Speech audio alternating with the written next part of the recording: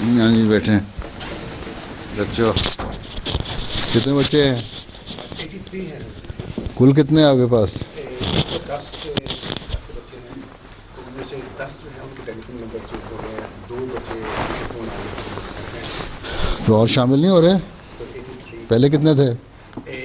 اس میں بڑے چلے گئے ہیں کہ 25 بڑی کلاس میں چلے گئے ہیں. اچھا تو چھوٹے سے بڑے اس میں بھی شامل نہیں ہوئے؟ یہ ابھی آئے نہیں, ان کی اطلاع نہیں ہوئی. اچھا میرا خیال ہے کہ کم از کم 15-20 آ جائیں گے اگلی کلاس تک.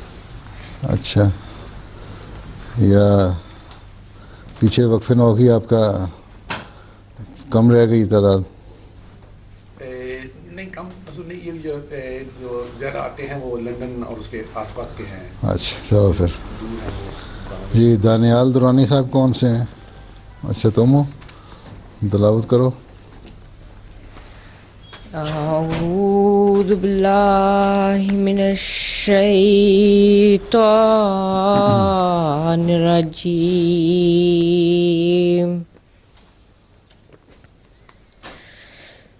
بسم اللہ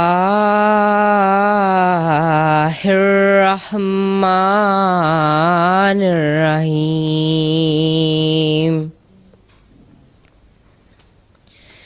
اذا جاء نصر اللہ والفتح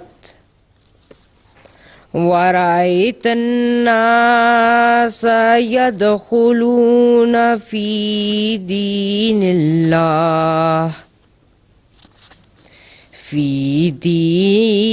الله أفواجا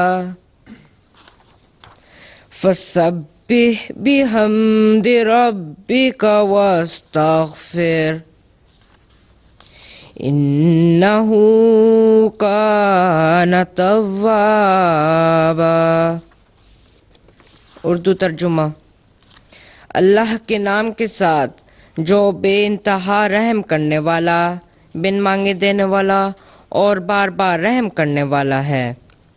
جب اللہ کی مدد اور فتح آئے گی اور تو لوگوں کو دیکھے گا کہ وہ اللہ کے دین میں فوج در فوج داخل ہو رہے ہیں, بس اپنے رب کی حمد کے ساتھ اس کی تسبیح کر اور اس سے مغفرت مانگ, یقیناً وہ بہت توبہ قبول کرنے والا ہے. جزاکم اللہ.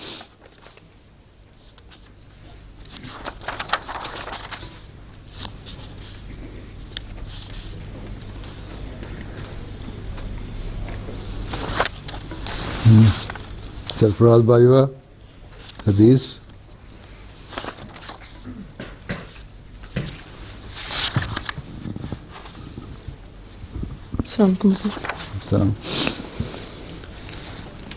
اللہم صلی علی محمد وعلی آل محمد کما صلیت علی ابراہیم وعلی آل ابراہیم انک حمید مجید.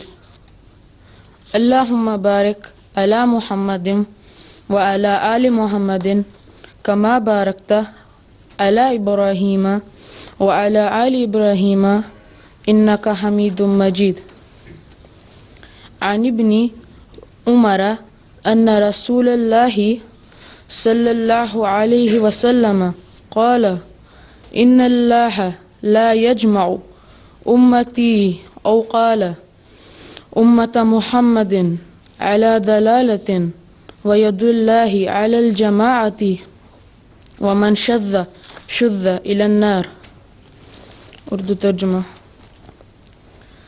حضرت عبداللہ بن عمر رضی اللہ تعالیٰ عنہ بیان کرتے ہیں کہ حضرت رسول کریم صلی اللہ علیہ وسلم نے فرمایا, اللہ تعالیٰ میری امت کو ضلالت اور گمراہی پر جمع نہیں کرے گا. اللہ تعالیٰ کی مدد جماعت کے ساتھ ہوا کرتی ہے. جو شخص جماعت سے الگ ہوا وہ گویا آگ میں پھینکا گیا. ترمذی کتاب الفتح.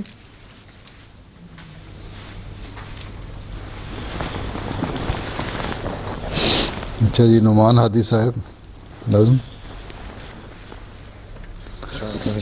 وعلیکم السلام. ہماری کتنے سال کے ہو گئے؟ 14 سال کے؟ 15 سال کا. اچھا تبھی آواز پھٹ گئی.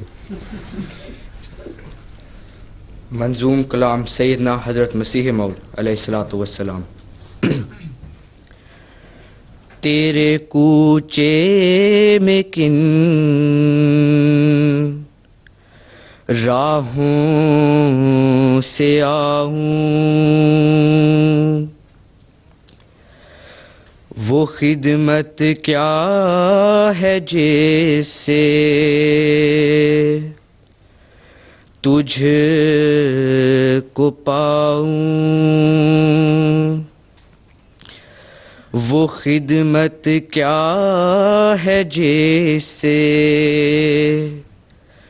تجھ کو پاؤں،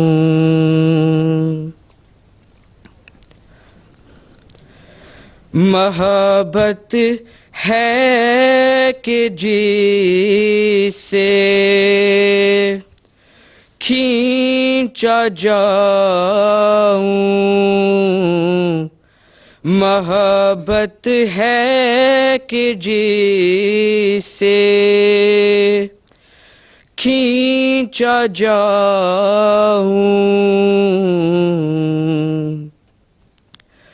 خدائی ہے خودی جس سے جلاؤں، خدائی ہے خودی جس سے جلاؤں،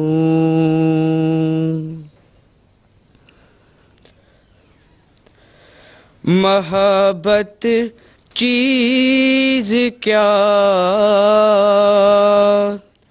کس کو بتاؤں، محبت چیز کیا کس کو بتاؤں،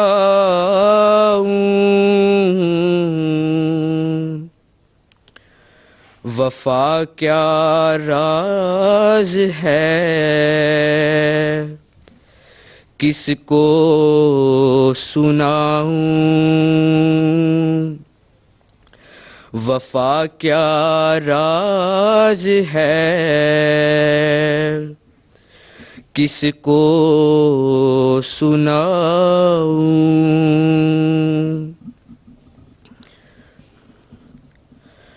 میں اس آندھی کو اب کیوں کر چھپاؤں، میں اس آندھی کو اب کیوں کر چھپاؤں،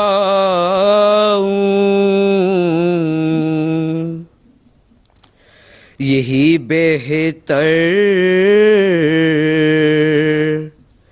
کہ خاک اپنی اڑاؤں،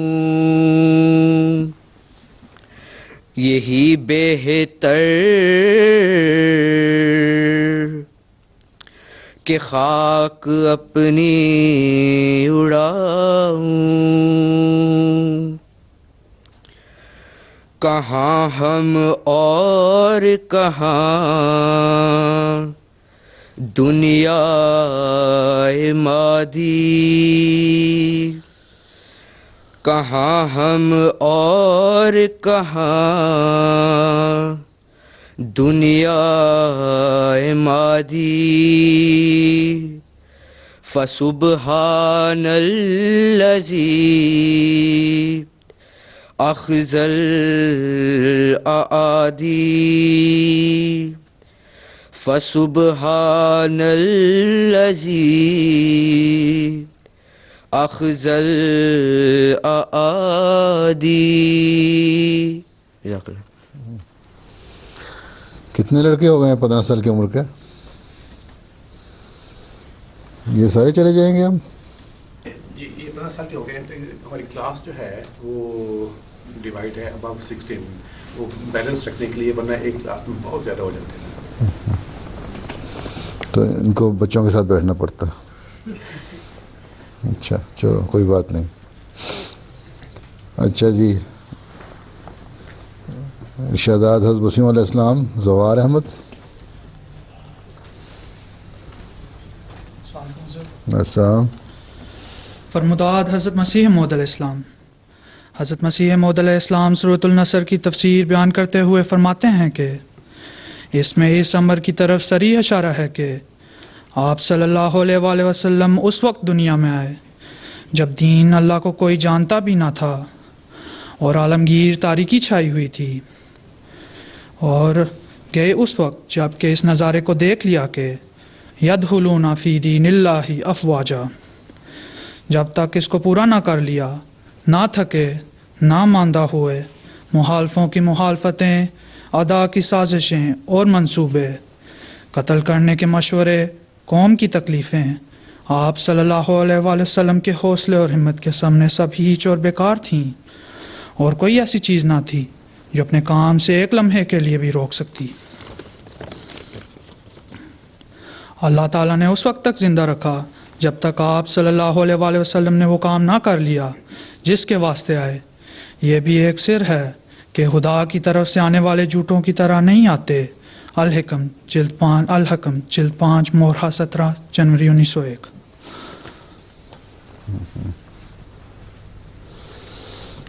اچھا، اور تاریخ احمدیہ سے ایک ورک.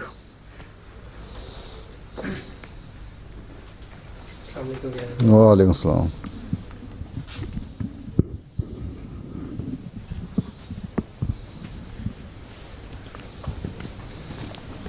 تاریخ احمدیت سے ایک ورک. لاہور پاکستان کے بڑے شہروں میں سے ایک ہے. اس شہر کو ہندوستان اور پاکستان کی سیاسی تاریخ میں بہت اہمیت حاصل ہے. یہاں بہت بڑے بڑے سیاسی جلسے منعقد ہوتے رہے ہیں. وہ جلسہ جس میں پاکستان کے قیام کی تحریک کا آغاز ہوا وہ بھی شہر لاہور میں منعقد ہوا. مگر اس شہر کی سب سے بڑی خوش قسمتی یہ ہے کہ آخری زمانہ کے امام مسیح موعود اور امام مہدی علیہ السلام نے اس شہر کی فضا میں سانس لیا. آپ اس شہر میں تشریف لے جاتے رہے، اس میں قیام فرماتے رہے، اور اس میں قیام کے دوران تبلیغ اسلام کی اہم خدمت سر انجام دیتے رہے. آپ علیہ السلام کا وصال بھی اسی شہر میں ہوا. اپنے وصال سے کچھ عرصہ قبل آپ لاہور تشریف لے گئے تھے. آپ کے صحابہ جنہیں اس وقت آپ کے ساتھ وقت گزارنے کا شرف حاصل ہوا بیان کرتے ہیں کہ قیام لاہور کے ایام حضور کے لیے بہت مصروفیت کے ایام تھے. ایام قیام لاہور میں حضور کو بہت ہی مصروفیت رہا کرتی تھی، کیونکہ حضور کے لاہور پہنچتے ہی سارے شہر میں ہلچل مچ جاتی اور ایک شور بپا ہو جاتا، جس کی وجہ سے ہر قسم کے لوگ اس کثرت سے آتے رہتے کہ خلق خدا کا تانتا بندہ رہتا. اور رجوع کا یہ عالم تھا کہ باوجود مخالفانہ کوششوں اور سخت روکوں کے لوگ جوگ در جوگ لوہے کی طرح اس مقناطیس کی طرف کھینچے چلے آتے. مولویوں کے فتووں کی پرواہ نہ کرتے، نہ ان کی دھمکیوں سے ڈرتے. اپنے بھی آتے اور بیگانے بھی، دوست بھی اور دشمن بھی، موافق بھی اور مخالف بھی، محبت سے بھی اور دعوت سے بھی. علماء بھی آتے اور عمراء بھی، الغرض عوام اور خواص، عالم اور فاضل، گریجویٹ اور فلاسفر، ہر طبقہ اور ہر رتبہ کے لوگ جمع ہوتے، اپنے علم و مذاق کے مطابق سوالات کرتے اور جواب پاتے تھے. لوگوں کو اس طرح حضور علیہ السلام کی خدمت میں حاضر ہوتا دیکھ کر مخالفین کو سخت تکلیف ہوتی. وہ اس محبت کو جو لوگ حضرت اقدس علیہ السلام سے رکھتے برداشت نہ کر سکتے تھے. انہیں سمجھ نہیں آتا تھا کہ کس طرح لوگوں کو حضور علیہ السلام کے پاس آنے سے روکیں. انہوں نے اس گھبراہٹ میں حضور کی قیام گاہ کے بالمقابل اپنا اڈا بنا لیا. یہاں وہ مخالفانہ تقریریں کرتے اور نفرت بھرے نعرے لگاتے اور شور برپا کرتے رہتے. حضور علیہ السلام کی اس قدر توہین کرتے کہ برداشت کرنا مشکل ہوتا. مگر حضرت اقدس علیہ السلام کی تعلیم اور نمونہ ان حالات میں بھی یہی رہا کہ گالیاں سن کر دعا دو، پا کے دکھ آرام دو. حضور علیہ السلام نے صحابہ کو نصیحت فرمائی کہ صبر کرو اور ان کی گالیوں کی پرواہ نہ کرو. برتن میں جو کچھ ہوتا ہے وہی نکلتا ہے. ان کو پتہ نہیں کہ یوں یہ خود اپنی ہار اور ہماری جیت کا اعلان کر رہے ہیں. صحابہ نے دلوں پر پتھر رکھ کر اس بدزبانی کو برداشت کیا اور حضور کی نصیحت پر عمل کر کے صبر کے میٹھے پھل کا مزہ چکھا. سب نے دیکھا کہ اس قدر شدید مخالفانہ تقریروں کے سلیم فطرت اور شریف مزاج لوگ اس زمانہ میں اس کثرت سے حضور علیہ السلام کے ہاتھ پر بیعت کر کے جماعت احمدیہ مسلمہ میں داخل ہوئے کہ ان کے ناموں کی فہرست اخبارات میں روز کے روز شائع کرنی مشکل ہو گئی. اخبارات میں اعلان کرنا پڑا کہ گنجائش کے مطابق جب جب ممکن ہوا بیعت کرنے والوں کے نام شائع کیے جاتے رہیں گے. بس حضور کی زندگی کے یہ ایام جو آپ علیہ السلام کی زندگی کے آخری ایام تھے خدا کے فضل سے گوناگوں مصروفیت کے ایام تھے. چونکہ قادیان کی نسبت لاہور پہنچنا زیادہ آسان تھا اس لیے باہر کی جماعتوں کے احمدی احباب بھی حضور علیہ السلام کی زیارت کے لیے حاضر ہوتے رہتے. نمازوں کے بعد عموماً حضور کا دربار لگا کرتا اور مختلف علمی اور اختلافی مسائل کا چرچا رہتا تھا. انہی دنوں میں ایک انگریز ماہر علم فلسفہ بھی حضور کی خدمت میں ایک سے زائد مرتبہ حاضر ہوا. احباب نے خواہش ظاہر کی لاہور اور اس کے مضافات کے اکابرین اور شرفاء کو مدعو کیا جائے جہاں حضور انہیں تبلیغ حق فرما سکیں. حضور نے یہ تجویز منظور فرمائی اور وفات سے صرف 4 روز قبل یعنی 2 مئی 1908 کو حضور علیہ السلام نے لاہور اور اس کے ارد گرد کے علاقوں کے بڑے بڑے عمرہ 22 مئی 2 مئی دکھا دو تم 4 دن قبل کا ہے 4 دن پہلے کا ہے نا جی تو 4 دن پہلے تو 22 مئی بنتے ہیں لکھا غلط ہوا ہے یعنی 2 مئی 1908 22 مئی یعنی 22 مئی 1908 کو وفات 26 مئی کو ہوئی تھی نا جی ہاں یعنی 22 مئی 1908 کو حضور علیہ السلام نے لاہور اور اس کے ارد گرد کے علاقوں کے بڑے بڑے عمرہ اور شرفاء کے مجمع میں قریباً 2.5 گھنٹے تک کھڑے ہو کر نہایت ہی مؤثر تقریر فرمائی.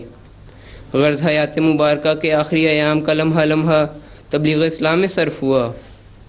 آپ یا تو پیغام صلح لکھنے میں مصروف رہتے یا علم و عرفان کے مجالس میں اپنوں اور غیروں کے لیے نور ہدایت کی شمع روشن فرماتے. اہل بیت اور صحابہ کے ساتھ باہر سیر کو بھی تشریف لے جاتے تو وہاں بھی علمی اور دینی ماحول میں گفتگو ہوتی رہتی. غرض جس طرح آپ کی زندگی کا لمحہ لمحہ خدمت دین اسلام میں گزرا اسی طرح وہ ایام اور وہ لمحات جو آپ کی زندگی کے آخری لمحات تھے اللہ تعالیٰ کی توحید اور حضرت محمد مصطفیٰ صلی اللہ علیہ وآلہ وسلم کے پیغام کو پھیلانے میں بسر ہوئے. جزاک اللہ.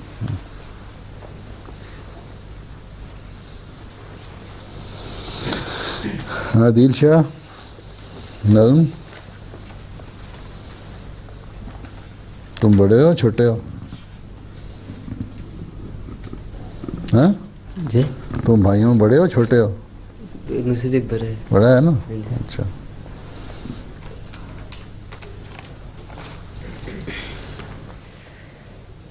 ملتے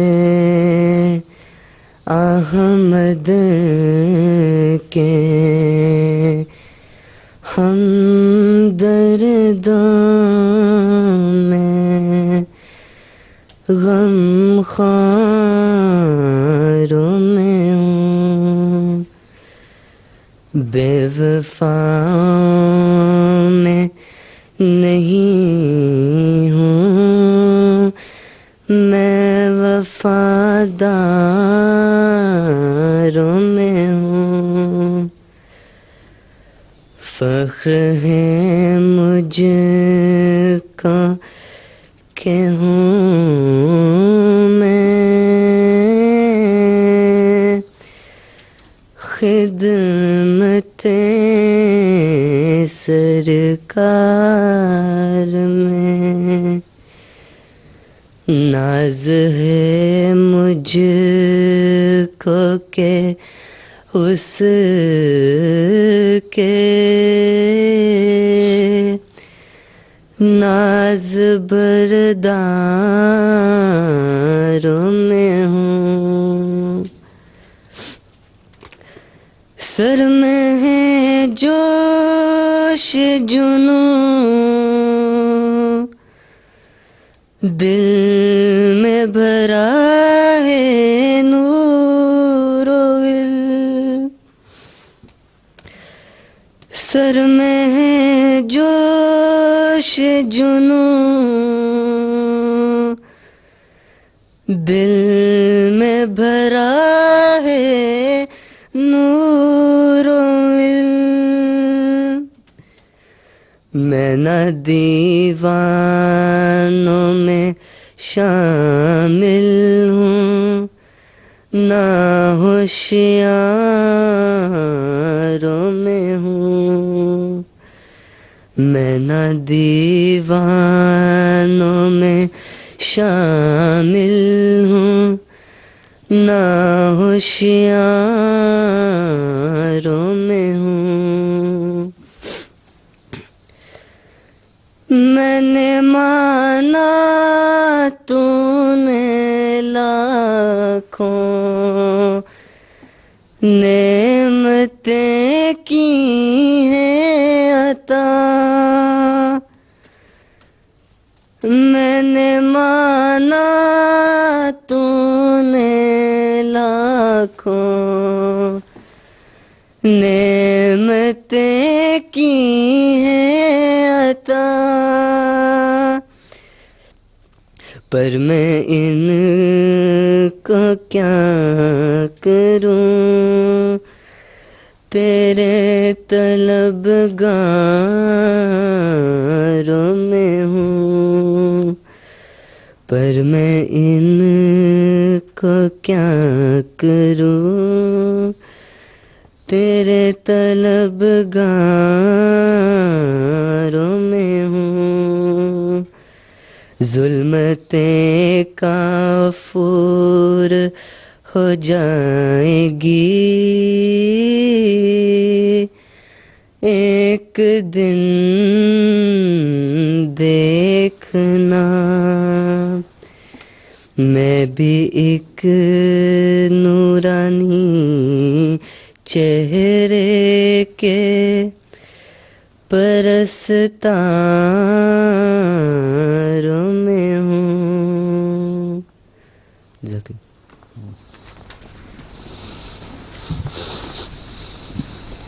اللہ جن کی آوازیں پھٹ رہی ہیں ان کی نظمیں پڑھنے کی تھوڑی سی صلاحیتیں کم ہو رہی ہیں. اچھا جی عمر منصور صاحب تم بھی 15 سال کے ہو؟ اچھا تم پچھلے 2 سال سے 15 سال کے ہی ہو. چلو حضرت مسیح موعود علیہ الصلوۃ والسلام کی سیر کا احوال.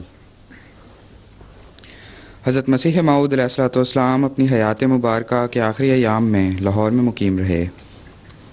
اگرچہ حضور علیہ السلام کی طبیعت ناساز تھی مگر حضور اپنی زندگی کے آخری لمحات تک خدمت دین میں مصروف رہے. آپ پیغام صلح نام سے ایک کتاب لکھنے میں مصروف تھے. مجالس بھی لگتی جن میں حضور علیہ السلام غیروں کو تبلیغ حق فرماتے اور اپنی جماعت کی تربیت اور رہنمائی فرماتے. ان ایام میں حضور علیہ السلام سیر کے لیے بھی تشریف لے جایا کرتے. اس سیر کے دوران حضرت بھائی عبد الرحمن صاحب قادیانی رضی اللہ عنہ کو حضور کی خدمت میں حاضر رہنے کا شرف حاصل ہوا.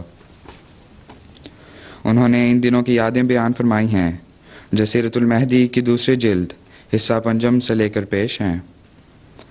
آپ بتاتے ہیں کہ حضور کا یہ ادنا غلام بھی حسب معمول حضور کے ہمرکاب آخری دن کی سیر تک ہمرکابی کی عزت پاتا رہا. فٹن یعنی گھوڑا گاڑی جو حضور کی سیر کے واسطے منگوائی جاتی تھی اس کے متعلق حضور کی تاکیدی ہدایت ہوا کرتی تھی کہ کوچوان حت الوسع بھلا مانس تلاش کیا جاوے جو جھگڑالو اور بد زبان نہ ہو. گھوڑے شوق نہ ہوں بلکہ اچھے سدے ہوئے اور گاڑی صاف ستھری ہو شکستہ نہ ہو. تیز چلانے کو حضور کبھی پسند نہ فرماتے تھے. کرایہ فٹن کا روزانہ واپسی پر ادا فرما دیا کرتے تھے. کوئی بقایا نہ رہنے دیتے تھے. گھوڑا گاڑی عموماً بدلتی رہتی تھی. سیر کے واسطے حضور عموماً مکان سے اسٹیشن کی طرف سے ہوتے ہوئے ایمپریس روڈ شملہ پہاڑی اور وہاں سے جانب شیر کلاٹ صاحب کی کوٹھی کے مشرقی جانب سے ہوتے ہوئے لارنس گارڈن مال روڈ کو تشریف لاتے. گاہے انارکلی میں سے ہوتے ہوئے سرکلر روڈ پر لوہاری شاہ عالمی موچی دروازے کے باہر مکان پر تشریف لاتے. کبھی مال روڈ ہی سے واپسی کا حکم ہو جاتا. تنگ بازاروں میں جانا حضور پسند نہ فرماتے تھے. زیادہ تر کھلی آبادی اور باہر کی سڑکوں کی طرف حضور کو رغبت تھی. انارکلی وغیرہ کی طرف کبھی ضرورتاً تشریف لے جاتے. بعض اوقات ایسا بھی ہوتا کہ حضور کوئی حکم نہ دیتے مگر میں اپنی مرضی ہی سے حضور کے حسب پسند راہوں سے ہو کر واپس لے آتا. حضرت ام المومنین رضی اللہ عنہ بھی کبھی براہ راست ہمیں حکم دیتی کہ فلاں جگہ لے چلو.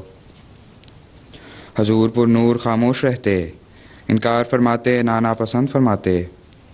سیر کے دوران گفتگو عموماً مسائل دینیہ کے بارے میں یا نظام سلسلہ سے متعلق رہتی. کبھی کبھی ایسا بھی ہوتا کہ حضور پر نور بالکل خاموش ہی نظر آتے مگر حضور کے لبوں کی حرکت سے ذکر الہی اور تسبیحات میں مصروفیت کا یقین ہو جاتا. قیام لاہور کے زمانے میں حضور پر نور کے مضافات کی مشہور سیرگاہوں میں بھی تشریف لے جاتے رہے، مثلاً شالامار باغ و مقبرہ جہانگیر وغیرہ. مگر ان مقامات میں سے شالامار باغ حضرت صاحب کو زیادہ پسند تھا اور حضور وہاں ایک سے زیادہ مرتبہ تشریف لے گئے. زیادہ دیر تک وہاں قیام فرمایا اور زیادہ ہی دیر تک علیحدگی میں ٹہلتے اور دعائیں کرتے رہے. مقبرہ جہانگیر کے غربی جانب علیحدہ ایک مزار ہے. اس طرف حضور تشریف نہ لے گئے مگر بھول بھلیاں یا جو کچھ بھی اس کا نام ہے، ریلوے لائن کے غربی جانب ایک عمارت ہے جس میں بہت سے دروازے ڈاٹ دار ہیں. وہاں حضور بیگمات اور بچوں کے ساتھ تشریف لے گئے. لاہور کے اسی سفر کا واقعہ ہے کہ حاجی محمد موسیٰ صاحب نے ایک دن موٹر کار حضور کی سواری کے واسطے کہیں سے مہیا کی اور حضرت صاحب سے اس میں سوار ہونے کی درخواست کی. نیز حضرت ام المومنین رضی اللہ عنہ سے بھی سوار ہونے کی خواہش کی. چنانچہ حضور پر نور ماں حضرت اماں جان رضی اللہ عنہ موٹر کار میں سوار ہونے کی غرض سے مکان سے اتر کر سڑک پر تشریف لائے مگر موقع پر پہنچ کر حضرت اماں جان نے سوار ہونے سے انکار کر دیا اور فرمایا کہ مجھے خوف آتا ہے. مگر حضرت اقدس بعض بچوں سمیت سوار ہوئے اور ایک قریبی سڑک کا چکر کاٹ کر واپس تشریف لے آئے. موٹر اس زمانے میں ابھی نئی لاہور میں آئی تھی. وصال سے ایک روز قبل بھی حضور سیر کے لیے تشریف لے گئے. حضرت بھائی عبد الرحمن صاحب قادیانی رضی اللہ عنہ کی روایت ہے کہ حضور علیہ السلام نے ان کو مخاطب کر کے فرمایا، گاڑی بان سے کہہ دو کہ اتنی ہی دور لے جائے کہ جانے آنے میں 1 گھنٹہ سے زیادہ وقت نہ لگے کیونکہ آج ہمارے پاس اتنے ہی پیسے ہیں. اچھا، سمجھ آئی ان باتوں کی؟ کیا بیان کیا اس نے؟ تمہارا کیا نام ہے مبشر؟ تم تو بڑے ہوشیار ہو، بتاؤ مجھے.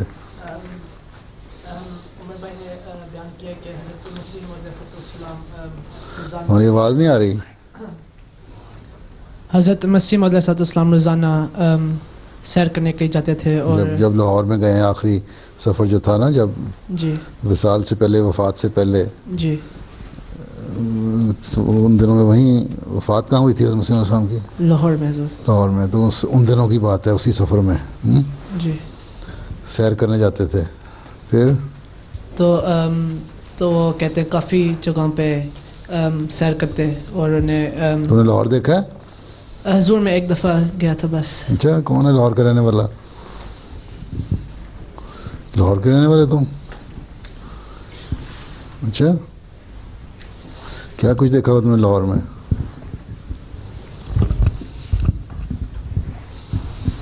لارنس گارڈن دیکھا ہوا ہے؟ جی لارنس گارڈن دیکھا ہوا ہے؟ شالیمار باغ دیکھا ہوا ہے؟ نہیں سر. کیا دیکھا پھر لاہور میں؟ شاہی مسجد دیکھی؟ جی. چڑیا گھر دیکھا؟ جی. اچھا، شالیمار باغ نہیں گئے؟ نہیں سر. کس جگہ رہتے تھے لاہور میں؟ Green town. گرین ٹاؤن میں. نئی بات یہ ہو. اچھا، پھر آگے مبشر باقی کیا سمجھ آئی تمہیں؟ حضور حضرت مسیح موعود علیہ السلام جہانگیر کے جہاں پہ اس کی قبر ہے وہاں کے باغ میں حضور کافی دیر.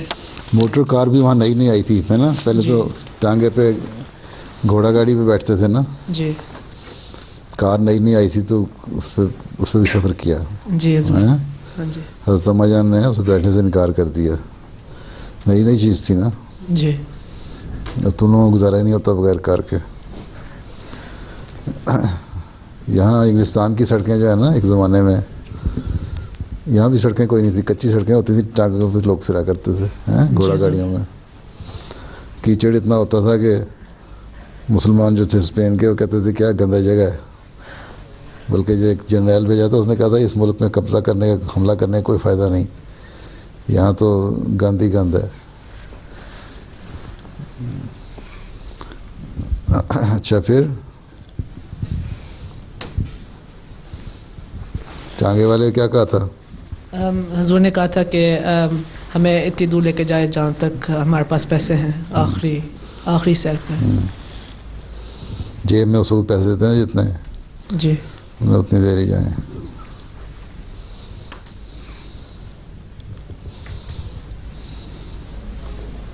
اور بس حضور اتنا اتنا یاد ہے. جی حضور. اور کس کو کیا یاد ہے؟ وہ پچھلا جو ہے تمہارا کیا نام ہے ان کو والا؟ روزن. پیچھے تمہارے حنان ہیں, حنان. جی.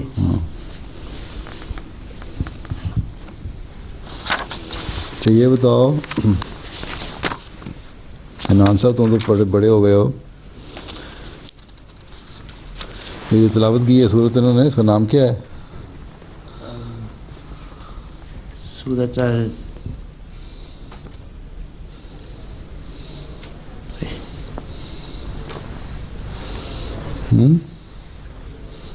تو زبار ادھر سورۃ النصر.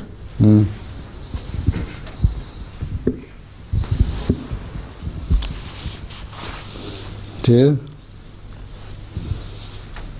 کیا بیان کیا گیا اس میں؟ اس میں لکھا ہوا کہ فوج دفور, اللہ تعالیٰ فرماتا ہے کہ فوج دفور اسلام میں داخل ہوں گے بندے. تم دیکھو گے لوگ داخل ہوں گے اسلام میں فوج در فوج. جی. کیا کرنا پھر؟ جی پھر کیا کرنا جب فوج داخل ہوں گے تو پھر کیا کرنا دانیال؟ جب مکہ فتح ہو گیا تھا تو اللہ میاں نے کہا تھا کہ یا حضرت محمد صلی اللہ علیہ وسلم کو کہ کیا حکم دیا تھا, کیا کرتے رہے آپ؟ کہ تسبیح تسبیح کرتے رہے. جی. اور مسلمانوں کو بھی حکم تھا نا. جی, اور اللہ کے نیچے جھک جائے. وہ تسبیح کرتے رہیں, استغفار کرتے رہیں, اللہ تعالیٰ دعا قبول کرنے والا ہے.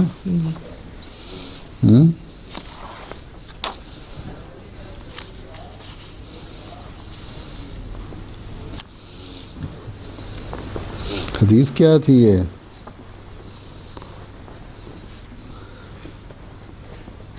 میری امت کو ضلالت پر اور گمراہی پر جمع نہیں کرے گا, اللہ کی مدد جماعت کے ساتھ ہوا کرتی ہے, جو شخص جماعت سے الگ ہوا گیا آگ میں پھینکا گیا. یہ حدیث بیان کی تھی نا, کس نے پڑھی تھی حدیث؟ بتاؤ تم, کیا مطلب کیا اس کا؟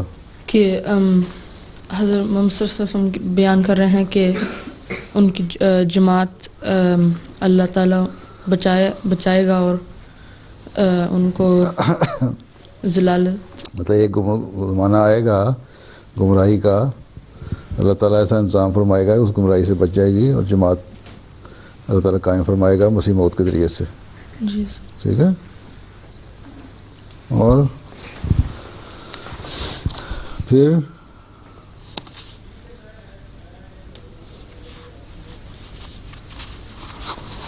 اور کیا چیز ہے؟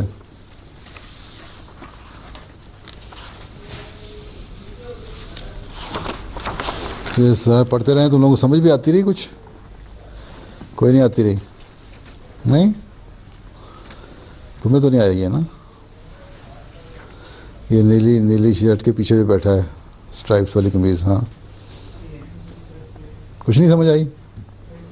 کیا آئی تھوڑی سی؟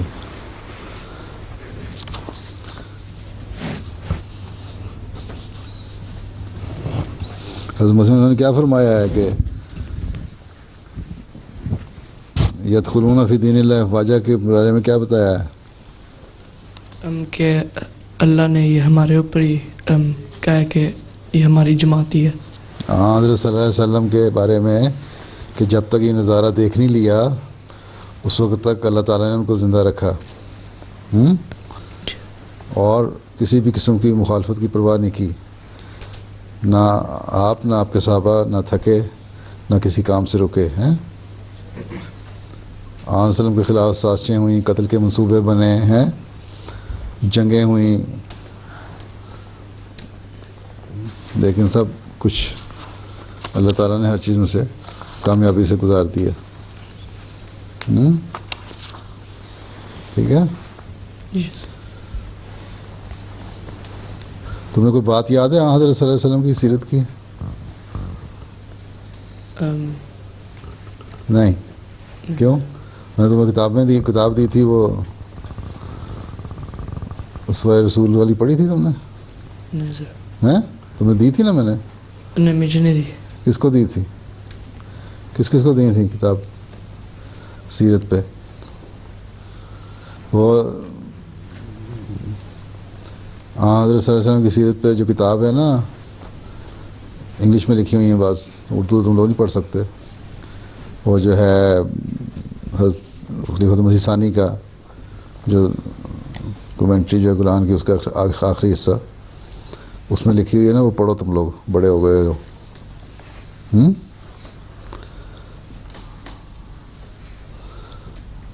قرآن کریم کو اس کے کون کون پڑھتا ہے آج کل؟ ڈر ڈر کے پڑھتے لگتا ہے بعض، ہے نا؟ اچھا ٹھیک ہے.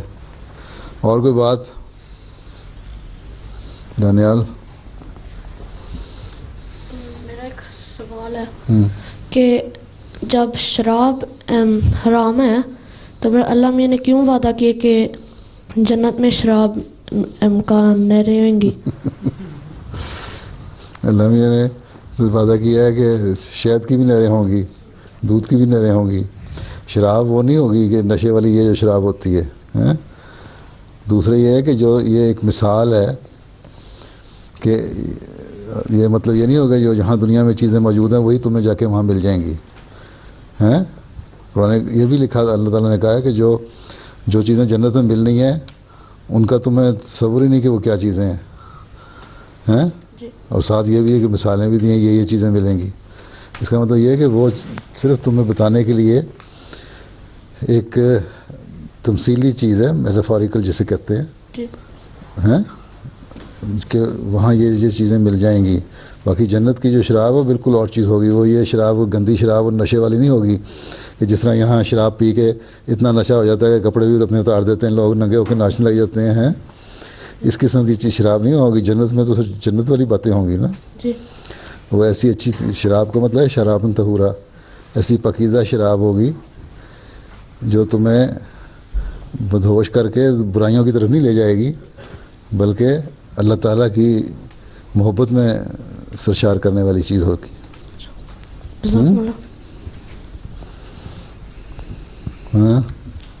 حضور میرا ایک سوال ہے، آرگن ٹرانسپلانٹ جو ہوتے ہیں وہ الاؤڈ ہے اسلام میں؟ کیونکہ کبھی وہ پگ کا بھی یوز کر لیتے ہیں.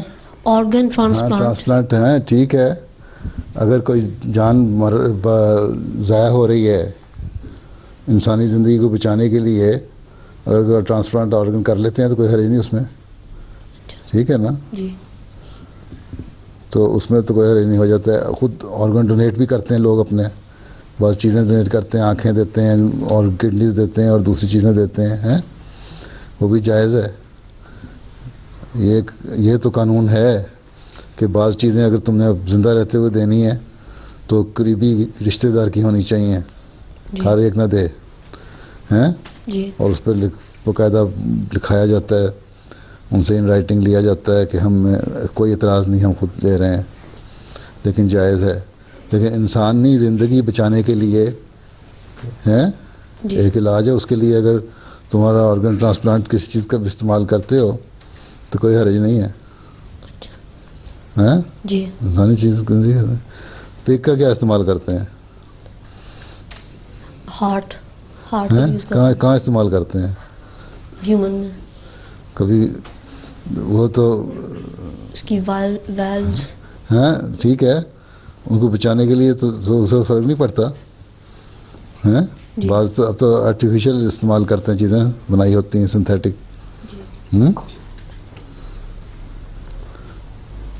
اور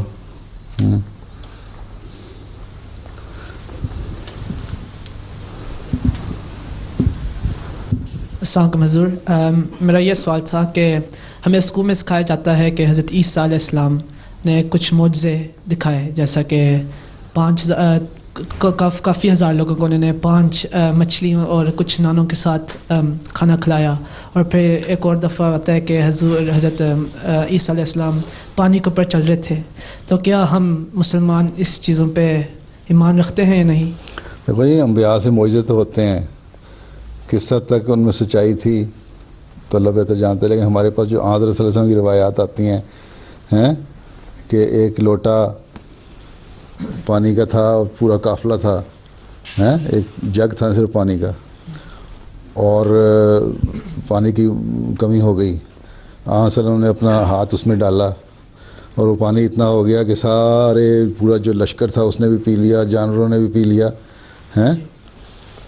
معجزہ ہو گیا. پھر کھانے کا معجزہ جو ایک چھوٹا سا تھا اور جنگ احزاب میں وہ کتنا بڑا معجزہ تھا. تو اس طرح کے ہزاروں معجزے حضرت صلی اللہ علیہ وسلم سے ثابت ہیں.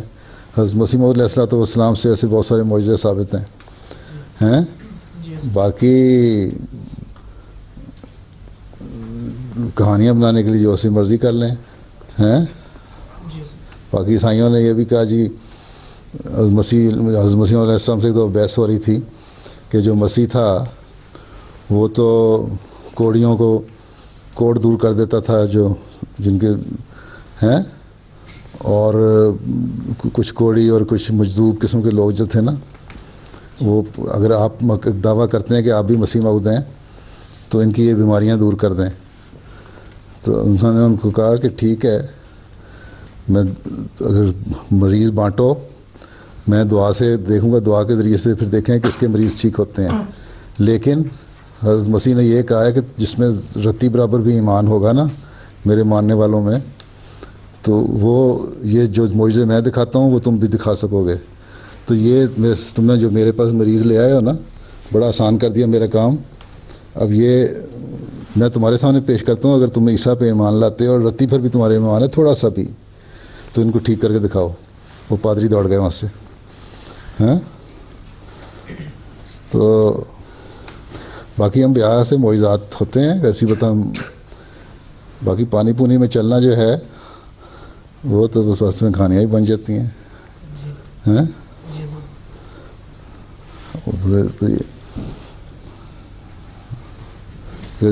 اصلی پانی یہ کوئی سمندر نہیں تھا جس کے اوپر چلنا شروع کر دیا. جو قانون قدرت ہے وہ ہر جگہ لاگو ہوتا ہے, لیکن معجزات اس کے اندر رہتے ہوئے ہو جاتے ہیں.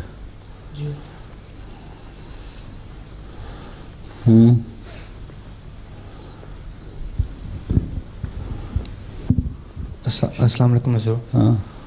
میرا ایک سوال ہے کہ میرا ایک غیر احمدی دوست ہے یہاں پہ پاکستان سے آیا ہے, تو وہ لوگ کہتے ہیں کہ ہمیں میکڈونلڈس وغیرہ کھانے کی اجازت نہیں ہے کیونکہ وہ حلال نہیں ہے.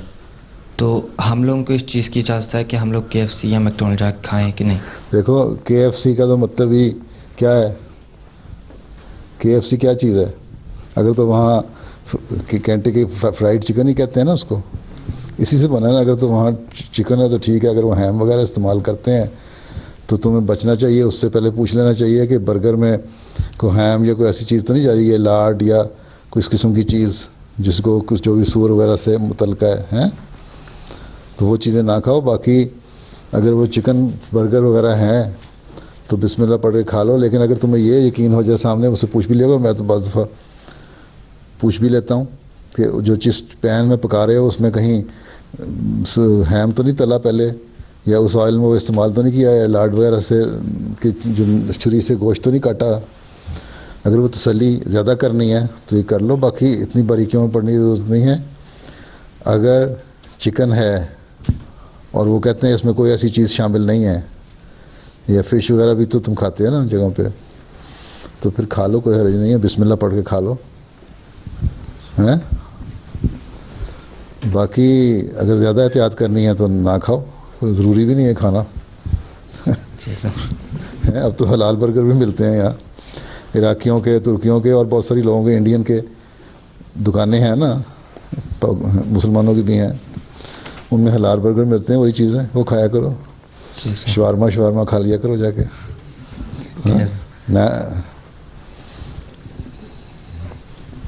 ہاں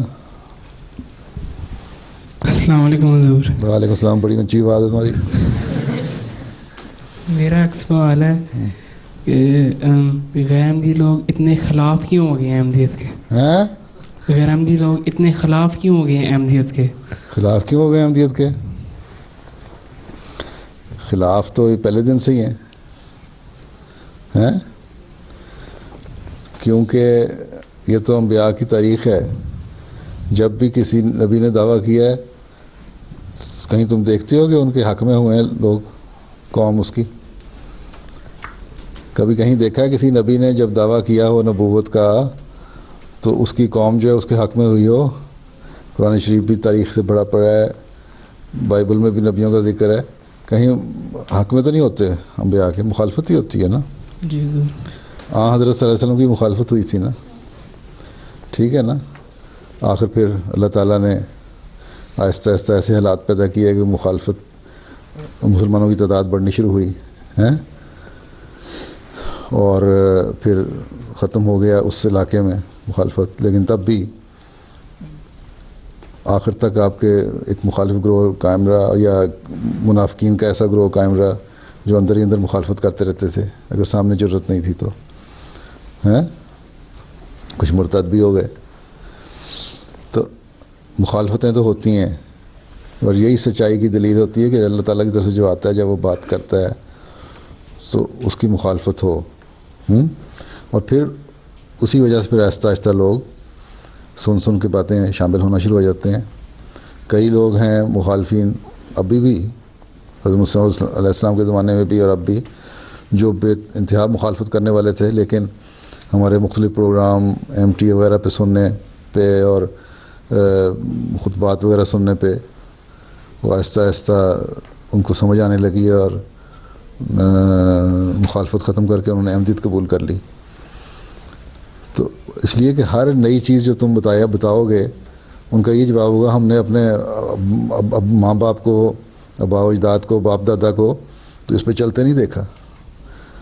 میں نے پچھلے دنوں میں جلسے بھی ذکر کیا تھا, پیچھے میں نے ایک خطبے میں تفسیر حضرت مسیح علیہ السلام کی بیان فرمائی تھی, اس کے حوالے سے اللہ نور السماوات والارض, جس میں سارا یہ ہے کہ حضرت صلی اللہ علیہ وسلم کی ذات پہ کہ وہ ایک لیمپ ہے اور اس کی روشنی ہے, ریفلیکٹ کرتی ہے اور وہ دنیا میں پھیل رہی ہے, وہ جو آیت ہے نا پوری, تو اس پہ ناروے میں ایک عرب ہے, وہ صوفیزم کا قائل ہے.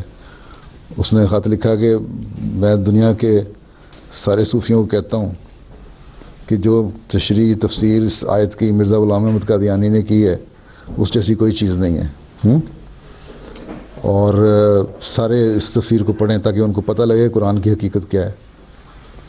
اور اس کے بعد خیر میرے یہ بیان کرنے کے بعد جیسے میں دوسرے دن شد بیان کیا تھا, ہمارے ناروے کے مبلغ نے ان سے رابطہ کیا, پھر ان مزید باتیں ہوئیں, اور اس بڑا صوفی وہی جو اپنے آپ کو ایک بڑا عالم اور پڑھا لکھا سمجھتا تھا, کہتا تھا میرے جیسا کوئی نہیں, وہ اس بات سے اتنا متاثر ہو گیا اب اس نے 2 ہفتے ہوئے بیعت بھی کر لی, احمدی ہو گیا.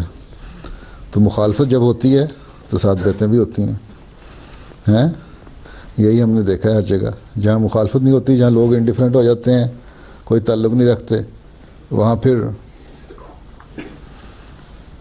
جماعت جو ہے اسی طرح کی اسی طرح رہتی ہے. جماعت میں اپنے طور پہ بھی کوئی تیزی نہیں آتی اور بیعتیں بھی کم ہو جاتی ہیں.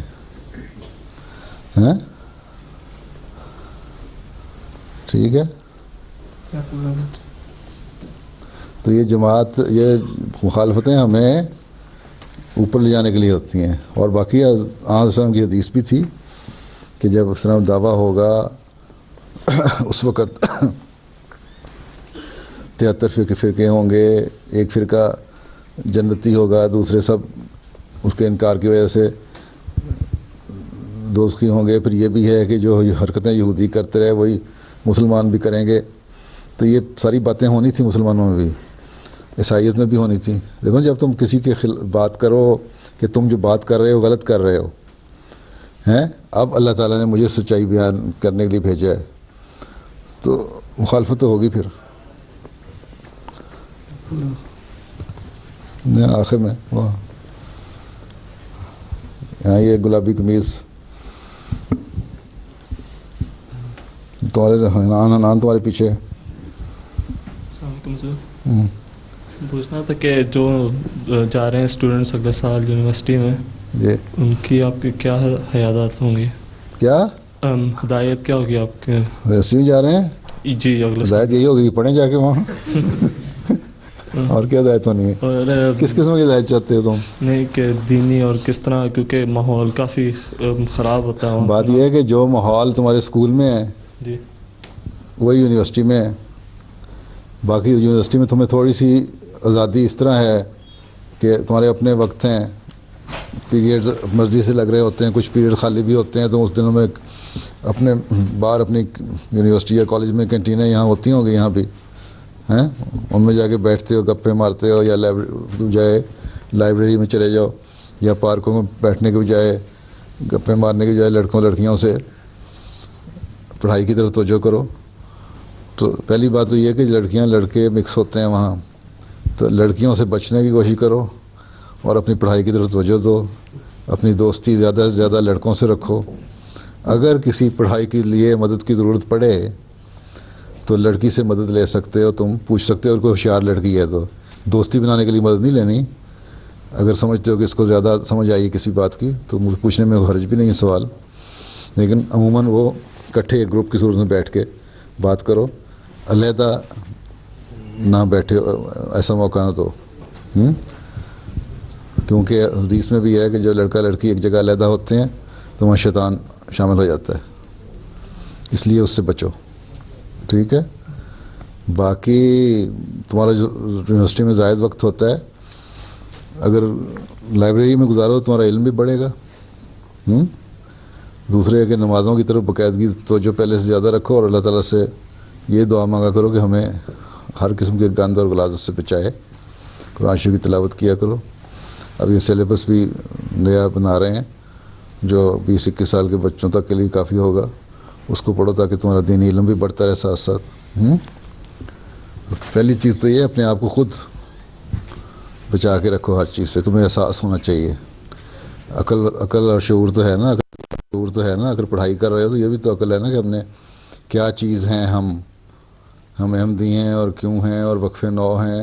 ہمارا ایک علیحدہ ایک آئیڈینٹی ہونی چاہیے. تو اس کے لیے ہم نے کیا کیا کام کرنے ہیں. ٹھیک ہے. لوگ کہتے ہیں لال ٹوپی والا. السلام علیکم حضور. میرا سوال ہے کہ اگر جو آدمی غیر احمدی ہیں یا نان مسلم ہے، وہ اپنے ریلیجن کو بالکل صحیح فالو کرتا ہے، جو ریلیجن اس کا کہتا ہے کہ یہ نہ کرو وہ نہیں کرتا چیزیں، اور جو کہتا ہے کہ کرو ساری چیزیں صحیح فالو کرتا ہے، وہ جنت میں جائے گا یا دوزخ میں؟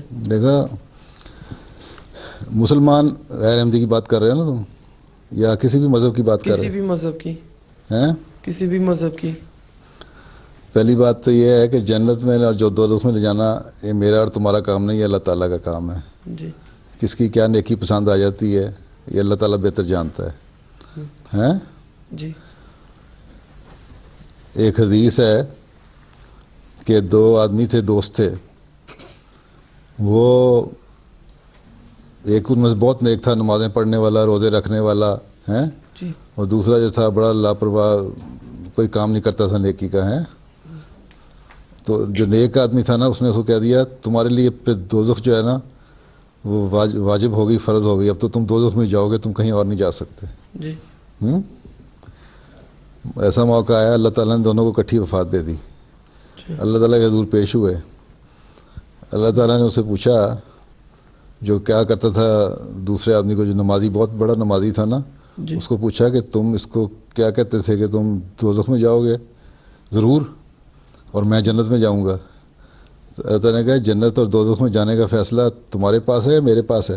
جی ہیں, اس لیے تم نے میرے اختیارات کو پہ قبضہ کرنے کی کوشش کی ہے نا, اس لیے تم اپنی نمازوں کے باوجود, جو تمہاری نمازیں ہیں نا, یہ تمہارے کسی کام نہیں آئیں گی ہیں, کیونکہ تمہارے اندر تکبر پیدا ہو گیا ہے نمازوں سے, ہیں, غرور پیدا ہو گیا. اس لیے تم تو جاؤ دوزخ میں, اور یہ جو دوزخی ہے اس کے کوئی نیک کام تھا جو مجھے پسند آیا, جس کو تم کہتے ہیں نمازیں نہیں پڑھتا تھا, اس نے اور کوئی نیک کام عمل ایسا کیا ہوا ہے جو مجھے پسند آیا جس کا تمہیں نہیں پتہ, اس لیے اس کو میں جنت میں ڈال رہا ہوں. ہیں, تو یہ فیصلہ تو اللہ تعالیٰ نے کرنا ہے کہ کون جو دوزخ میں جائے گا اور کون جنت میں. باقی رہے گی بات کہ جو اپنے دین پہ عمل کرتا ہے کہ نہیں کرتا. قرآن کریم میں اللہ میاں نے لکھا ہے کہ یہودی, عیسائی, صابی اور مومن جو بھی ایمان لایا اور نیک عمل کیا ہیں, اس کو اللہ تعالیٰ اس کو بخش دے گا. ٹھیک ہے نا, اللہ تعالیٰ کی رضا حاصل کرنے والا ہو جائے گا وہ. ٹھیک ہے نا. اب سوال یہ ہے کہ جب یہ ہو جائے گا تو پھر مسلمان ہونے کی کیا ضرورت ہے؟ عیسائی بھی اور یہودی بھی اور صابی بھی ایک ہی برابر ہو گئے نا, تو مسلمان ہونے کی کیا ضرورت ہے؟ ٹھیک ہے. پھر اور مسلمان جو ہیں ان کو حضرت مسیح علیہ السلام کو ماننے کی کیا ضرورت ہے؟ ٹھیک ہے نا, سوال اٹھتا ہے نا. تو حضرت مسیح علیہ السلام نے اس کا یہ جواب دیا ہے کہ یہ ہو نہیں سکتا کہ کوئی انسان اگر اپنے مذہب پہ کامل طور پر ایمان لاتا ہے, ہیں, پہلی بات تو دیکھو نا, عیسائیوں وغیرہ کے تو دیکھ لو تم, جتنی پہلی مذہبی کتابیں نا اصلی حالت میں نہیں ہیں, بدل دی گئی ہیں. ہیں, چاہے وہ یہودیوں کی ہو, عیسائیوں کی ہو, یا ہندوؤں کی عید ہو یا کوئی ہو, ساری بدلی گئی ہیں. اور مسلمان بھی قرآن کریم کی جو تفسیریں کرتے ہیں وہ کرتے ہیں. پہلے انہوں نے کہا کہ 500 آیتیں منسوخ ہیں, جن کی سمجھ نہیں آئی انہوں نے کہہ دیا منسوخ ہیں, یہ آیتیں قرآن شریف میں نہیں ہیں. پھر آہستہ آہستہ حل کرتے کرتے کرتے 5 آیتوں پہ آ گئے. بہرحال حضرت مسیح صاحب نے کہا قرآن شریف کا ایک حرف بھی منسوخ نہیں ہے. قرآن شریف اسی طرح کامل ہے, مکمل ہے, اور ہدایت کا واسطہ ہے ہم سب کے لیے. آپ نے فرمایا کہ اگر کوئی شخص یہودی ہو, عیسائی ہو, صابی ہو, صابی کا مطلب ہے کسی بھی مذہب کو ماننے والا, وہ جب تک عمل صالح کرتا رہے اور ایمان میں مضبوط ہو رہے, اور جو اگر وہ اپنی کتابوں پہ ایمان لائے گا جو اس کی اوریجنل ٹیچنگ ہے, تو وہ یقیناً, کیونکہ ہر نبی نے آنے والے نبی کی پیشگوئی کی ہے, تو آنے والے نبی کو مانے گا. جب وہ آنے والے کو مانے گا تو وہ ایماندار ہو جائے گا. اور پھر آخر میں حضرت خاتم الانبیاء صلی اللہ علیہ وسلم حضرت صلی اللہ علیہ وسلم کی ذات ہے. اگر ہر مذہب والا اپنی اوریجنل ٹیچنگز پہ عمل کرتا تو حضرت صلی اللہ علیہ وسلم کی آمد کے بارے میں پیش گوئیاں ہیں, یقیناً حضرت صلی اللہ علیہ وسلم پر ایمان لاتا. ٹھیک ہے. اور مسلمانوں کے لیے حدیث میں بھی آیا, قرآن شریف میں بھی آیا آخری زمانے میں مسیح اور مہدی موعود کے آنے کا.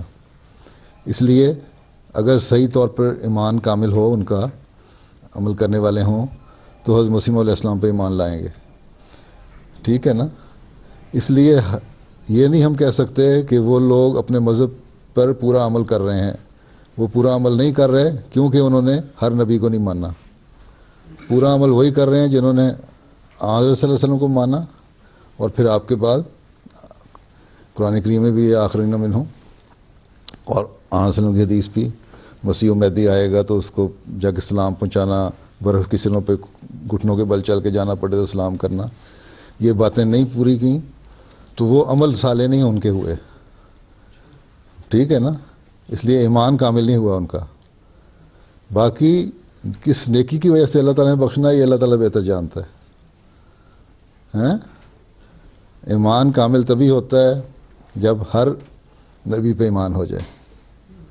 ٹھیک ہے نا. اب قرآن کریم میں آتا ہے نا والذین یؤمنون بالغیب ویقیمون الصلاۃ ومما رزقناہم ينفقون, الذین والذین یؤمنون بما انزل الیک وما انزل من قبلک وبالآخرۃ ہم یوقنون. حضرت مسیح علیہ السلام نے فرمایا کہ میں نے بہت سوچا کہ پہلوں کے نبیوں کے بھی ایمان لانے کا ذکر ہے اور حضرت صلی اللہ علیہ وسلم پہ بھی ایمان لانے کا ذکر ہے, تو میرے پہ ایمان لانے کا ذکر نہیں ہے, یعنی حضرت مسیح علیہ السلام پہ. تو کہتے جب میں نے سوچا تو مجھے یہ اللہ تعالیٰ نے سمجھایا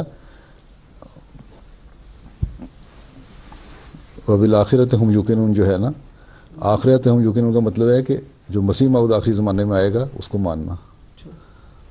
ٹھیک ہے, تو یہ اللہ تعالیٰ نے جو ہدایات دی ہوئی ہیں مسلمانوں کو ان پہ عمل بہرحال کرنا پڑے گا. پھر سورہ جمعہ میں بھی آیت ہے اور جگہ بھی ہے. پھر قرآن کریم کہتا ہے کہ حضرت عیسیٰ علیہ السلام فوت ہو گئے ہیں, کوئی انسان نہیں جو زندہ رہ سکے, اور اب آسمان پہ چڑھ کے دوبارہ کوئی نہیں اتر سکتا.